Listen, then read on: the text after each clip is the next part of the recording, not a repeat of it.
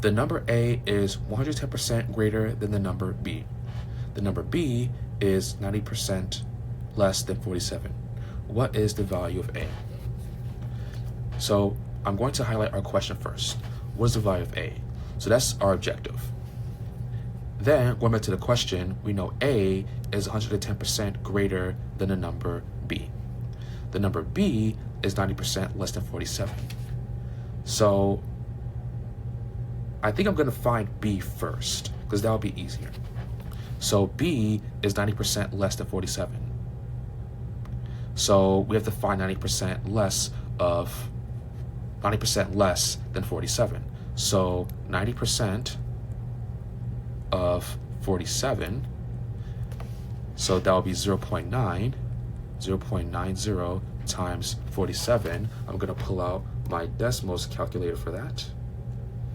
So 0.9 times 47, that would be 42.3.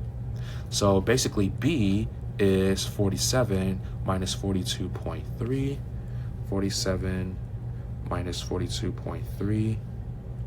That would be 4.7. So that's B. Then right here, since the number A is 110% greater than the number B.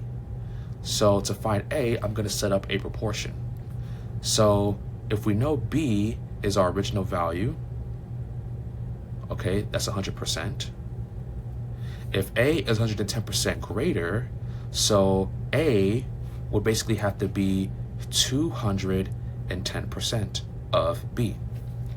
So setting up my proportion, we have 4.7 over 100 equals our value A over 210. Cross multiply, we have, I'm going to erase this really quickly to give myself more space. We have 100A equals 4.7 times 210. Divide by 100 on both sides. Using my decimals calculator. So 4.7 times 210, all divided by 100. A is 9.87.